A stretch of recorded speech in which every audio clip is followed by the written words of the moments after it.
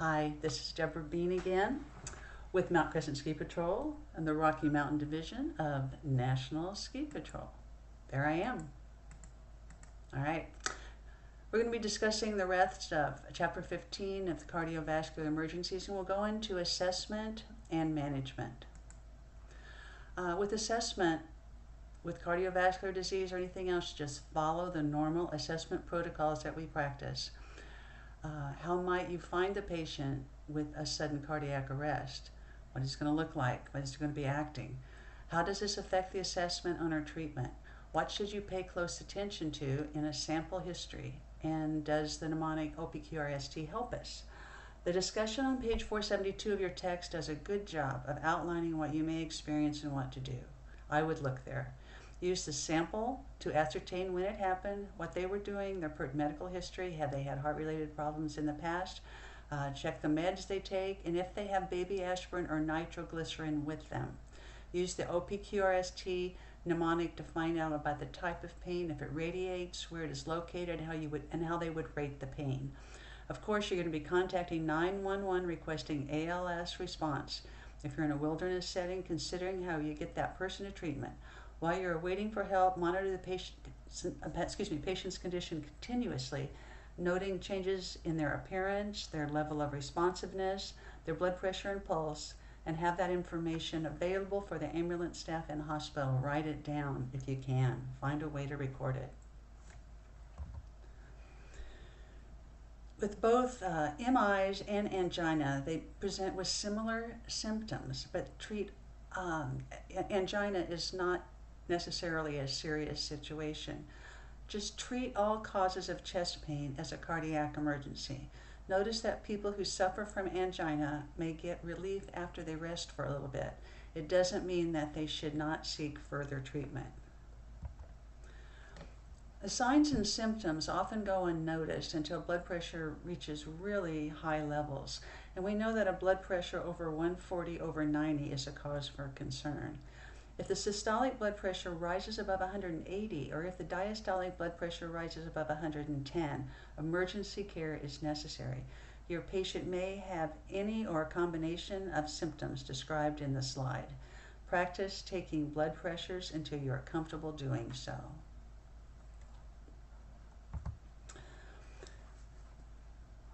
With angina and myocardial infarctions, it's unusual for a patient to not have chest pain, but they may say they have shortness of breath or fatigue. They also might report that they have anxiety, they're dizzy, they're nauseous, they're diaphoretic or sweaty. They have a feeling of impending doom or death.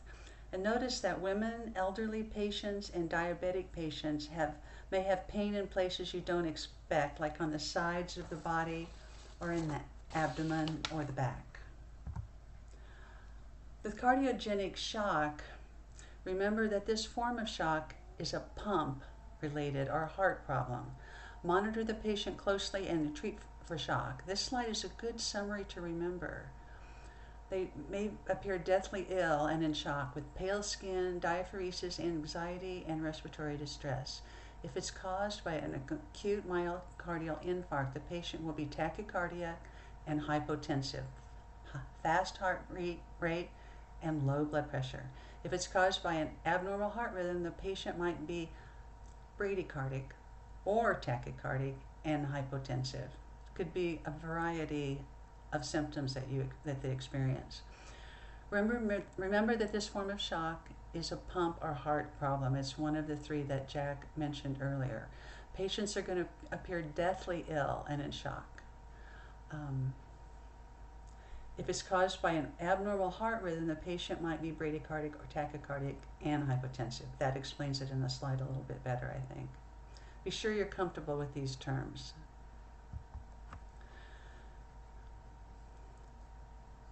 Congestive heart failure has signs and symptoms that depend on the side that's affected. Look for pitting edema. You will see when you press your finger in a swollen part and it leaves an impression, especially like in the ankles, the legs. Why is the left side more life-threatening than the right side? Because it means that fluid is backing up into the lungs. The right side requires advanced medical attention too because the blood volume is dropping. Patients may be short of breath with a bubbling sound when you auscultate or listen to them with your stethoscope. Take a look at the photo on page 475 of your text for an example of the distended neck veins. The signs and symptoms of pericardial tamponade can vary, and that can be really confusing. Sometimes the pulse pressure narrows, and that means that the diastolic and the systolic numbers are getting closer together each time that you take their blood pressure. And this is due to the ineffectiveness of the left ventricle and pressure in the heart sac increasing. The hallmark signs of this condition are hypotension, low blood pressure, distended neck veins, and muffled or distant heart tones because of excess fluid in the pericardial sac.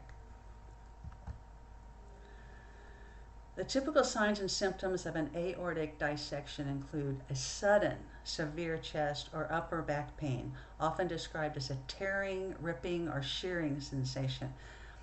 That's classic description. It radiates to the neck or down the back. A sudden severe abdominal pain can be a sign or symptom, and loss of consciousness is not unusual. They'll be very short of breath. The signs and symptoms that your aortic aneurysm has ruptured may include sudden intense and persistent abdominal or back pain, which can be described as tearing, and pain that radiates to the back or legs, sweatiness, clamminess, dizziness, nausea, vomiting, and low blood pressure. With deep vein thrombosis or thromboembolus, a primary of goal treatment is to avoid having a pulmonary embolism where the embolism breaks free and goes to the lung. Get the patient to advanced medical care as soon as you can. Look at their legs, look at the signs and symptoms, check for edema in the calf, tenderness, pain to the touch. They need help right away. With management, you're going to provide interventions for all life-threatening conditions first. Concentrate on the ABCDs, assess their pulse, respiration, and make sure the airway is open. Call for advanced life support and begin CPR early if necessary. Call for an AED and additional help. Check for implanted pacemakers or other devices which will stimulate a pulse. CPR is covered in a separate class, but be sure to read through the text to become familiar with it if you're not already. Notice that respiratory failure is listed in the text as the most common cause of cardiac arrest in children and infants. Generally, children do not have a heart problem. They have a respiratory problem that causes problems with their heart.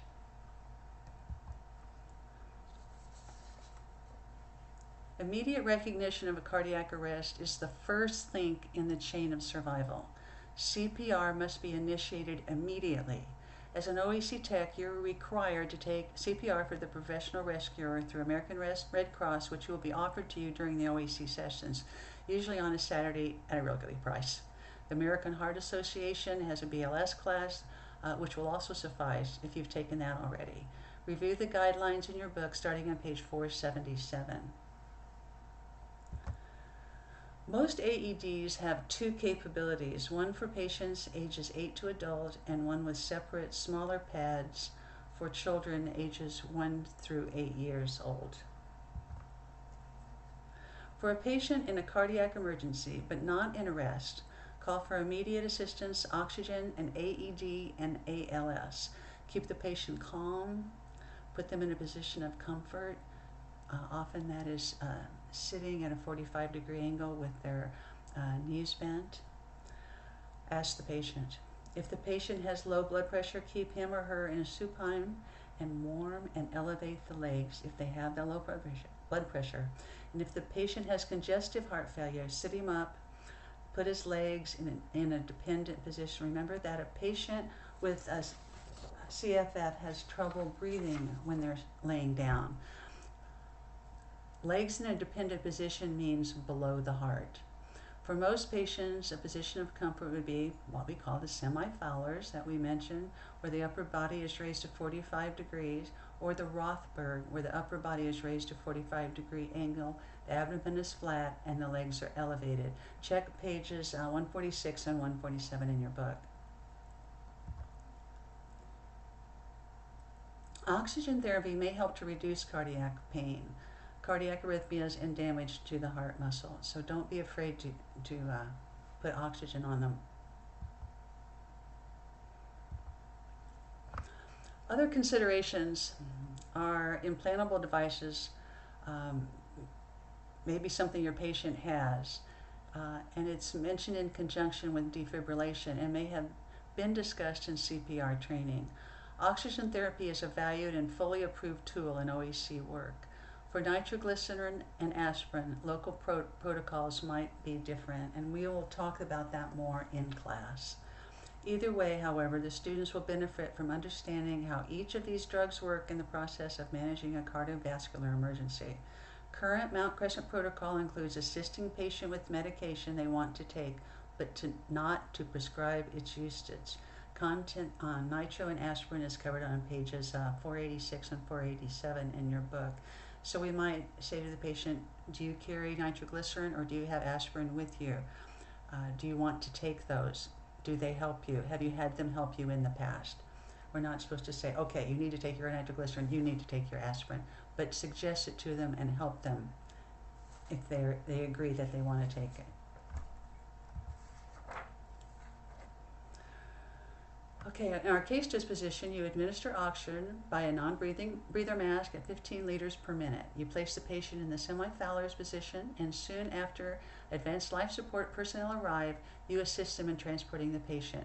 Later, you learn that the patient had an MI, or myocardial infarction. He underwent a procedure to open up the vessel and is expected to recover. Remember that early access is the key to survival.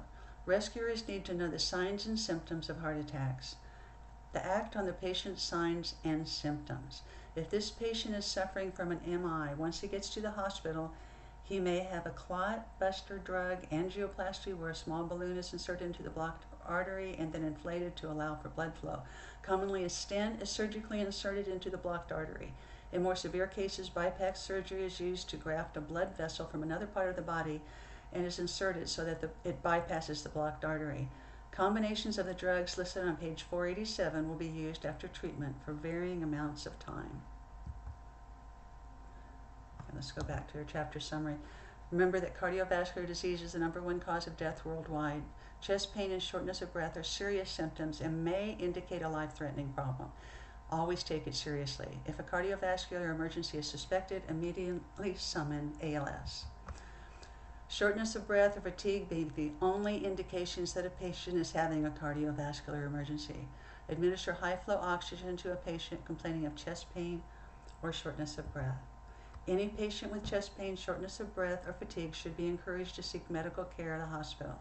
A conscious patient experiencing presumed cardiac chest pain should be given an aspirin as soon as possible, if permitted by local protocol. What we would do is ask if they carry aspirin. If a friend or family member has aspirin, it's often a good idea to take 4 baby aspirin.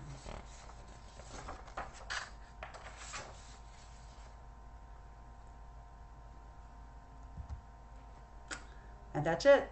Thank you very much.